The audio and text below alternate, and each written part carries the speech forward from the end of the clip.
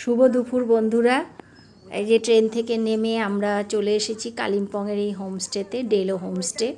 তোমাদের আমি একটু হোমস্টেটা ঘুরিয়ে দেখাচ্ছি। হোমস্টেতে পৌঁছে আমরা সবাই ফ্রেশ হয়ে লাঞ্চ করে নিয়ে সবাই সেদিন খুব টায়ার্ড ছিলাম, তো আর কোথাও দূরে কোথাও যাইনি, আশপাশটা একটু ঘুরে সবাই দেখছিলাম। তো সবাই আশপাশের দৃশ্যটাও ভীষণ সুন্দর, হালকা কুয়াশা, হালকা ঠান্ডা, অপূর্ব আমেজ। তো সবাই সেই আনন্দটাই নিচ্ছিলাম, টায়ার্ড ছিলাম বলে আর সেভাবে কেউ কোথাও ঘুরতে যায়নি। তা আশপাশের দৃশ্যটাই তোমাদের সঙ্গে আমি শেয়ার করছি। দেখো কি অপূর্ব একটা বোগেনভিলিয়া গাছও আছে দূরে।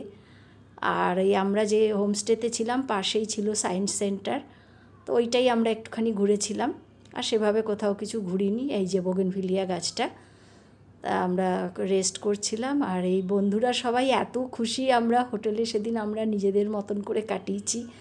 তো সেই মুহূর্তগুলো তোমাদের সাথে একটু শেয়ার করছি, দেখো তোমাদের ভালো লাগে কি না। তোমাদের যদি এটা ভালো লাগে তাহলে তোমরা আমার এই ভিডিওটা লাইক শেয়ার করে দিও।